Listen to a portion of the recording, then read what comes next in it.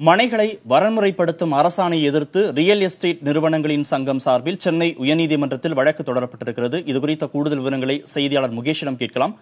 முகேஷ், மனைகளை வரன்முறைப்படுத்தும் அரசாணையை எதிர்த்து தொடரப்பட்டிருக்கும் வழக்கு குறித்த விவரங்களை சொல்லுங்க.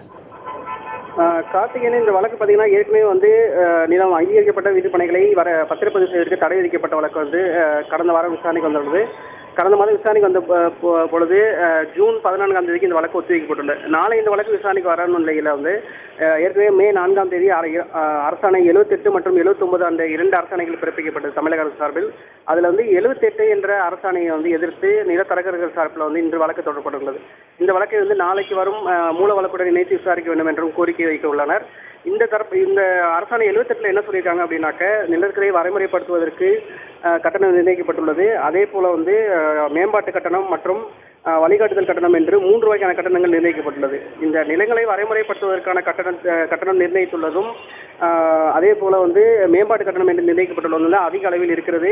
மாநகராட்சி, நகராட்சி என்ற 4 வகையாக உள்ளாட்சி அமைப்புகள் பிரிக்கப்பட்டு ஒவ்வொன்றுக்கும் தனித்தனியாக கட்டணம் நிர்ணயிக்கப்பட்டுள்ளது. இது தங்களது தொழிலை மேலும் முடக்கும் வகையில் இருப்பதாக கூறி இந்த வழக்கு தொடர்ந்திருக்காங்க. கடந்த செப்டம்பர் மாதம் 9ஆம் தேதி பத்திரப்பதிவு செய்வதற்கு தடை விதிக்கப்பட்டது முதல் இன்று வரை தாங்கள் வகைப்படுத்தி பக்குவப்படுத்தப்பட்ட நிலங்களை வீட்டுமனைகளாக பக்குவப்படுத்த நிலங்கள் தற்போது புதர்களாக புல்மண்டி கிடப்பதாகவும் அதை சீர் செய்வதற்கே பல லட்சங்கள் ஆகும் என்ற நிலையில அரசு நிர்ணயித்துள்ள கட்டணம் மேலும் தங்களது தொழிலை நசுக்கும் வகையில் இருக்கிறது என்று ஒரு குற்றச்சாட்டுடன் இந்த வழக்கு தொடர்ந்திருக்காங்க. அது மட்டும் இல்லாமல் சமீபத்தில் வழிகாட்டுதல் மதிப்பு குறைக்கப்பட்டதாக தமிழக அரசு தரப்பில் தெரிவிக்கப்பட்டது.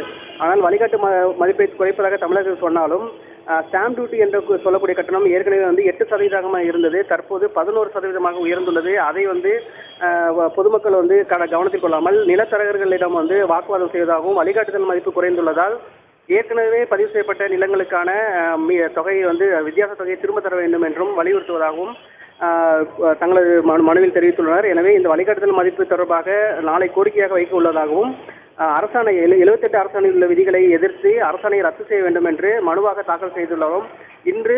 நேற்று தாக்கல் செய்யப்பட்டுள்ளவருக்கு இன்று பதிவுத்துறை பணிகள் முடிவடையும் பட்சத்தில் நாளை பட்டியலில் கொண்டு வருவதற்கான முயற்சிகளை மேற்கொண்டு வருவதாகவும் மனுதாரர் தரப்பில் தெரிவிக்கப்படுகிறது. கார்த்திகேயன், முகேஷ், இந்த ரியல் எஸ்டேட் சங்கம் சார்பாக கூறப்படக்கூடிய இந்த குற்றச்சாட்டுகளுக்கு அரசு தரப்புல என்ன விளக்கம் சொல்றாங்க?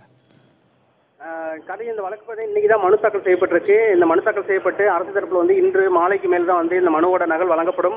அதை பொறுத்து நாளை பதிவுத்துறை அதிகாரிகளிடம் விளக்கம் பெற்று நாளை நீதிமன்றத்தில் இந்த வழக்கு பத்திரப்பதிவு தொடர்பான மூல வழக்கு நீதிமன்றத்தில் வரும்போது இந்த அரசாணை ரத்து தொடர்பான கோரிக்கை முன்வைக்கப்படும் பட்சத்தில் அதற்கு என்ன மாதிரியான பதிலை அளிக்க வேண்டும் என்று பத்திரப்பதிவுத்துறை தரப்பில் இனிமேல் தான் அரசு தரப்புல விளக்கம் கேட்பாங்க. அந்த அரசு தரப்பு வழக்கறிஞர் விளக்கம் கேட்டு நாளை நீதிமன்றத்தில் தெரிவிக்கும் பொழுதுதான் இந்த அரசாணை எந்த அடிப்படையில் பிறப்பிக்கப்பட்டது, அது மனுதாரரை எதிர்ப்பது நியாயமானதா தவறானதா என்பது தொடர்பான விளக்கங்கள் அரசு தரப்பில் வழங்கப்படும். கார்த்திகேயன், ஏற்கனவே மனைகளை வரன்முறைப்படுத்தக்கூடிய இந்த அரசாணையில் இருக்கக்கூடிய முக்கியமான சாராம்சங்கள் என்னென்ன?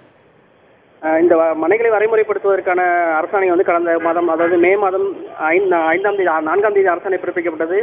அதுல 78 என்ற அரசாணையில் பாத்தீங்கன்னாக்க மாநகராட்சி பகுதி என்றால் 4.8 மீட்டர் அகலம் கொண்ட சாலையும், பேரூராட்சி என்றால் 3.6 மீட்டர் அகலம் கொண்ட சாலையும் இருக்க வேண்டும்.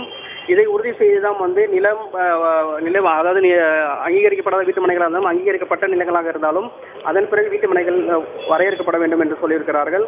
அதே நேர இந்த வரைமுறைப்படுத்துவதற்கான கட்டணமாக சதுர மீட்டருக்கு நகராட்சி பகுதிகளில் மாநகராட்சி பகுதியில் 100 ரூபாயும், நகராட்சி பகுதிகளில் சதுர மீட்டருக்கு 60 ரூபாயும், பேரூராட்சி மற்றும் கிராம பஞ்சாயத்து பகுதியில் சதுர மீட்டருக்கு 30 ரூபாயும் வசூலிக்கப்பட வேண்டும் என்று அரசாணை குறிப்பிடப்பட்டுள்ளது. இது தவிர மேம்பாட்டு கட்டணம் என்று மாநகராட்சி பகுதிகளுக்கு ரூபாய் 600, சிறப்பு மற்றும் தேர்வுநிலை நகராட்சிகளுக்கு ரூபாய் 350, அதே போல 2ஆம் நிலை மற்றும் முதல்நிலை நகராட்சிகளுக்கு ரூபாய் 250, அது 4ஆவதாக பிரிக்கப்பட்டுள்ள கிராம பஞ்சாயத்து பகுதிகளில் சதுர மீட்டருக்கு 100 என்ற மேம்பாட்டு கட்டணம் கட்ட வேண்டும்.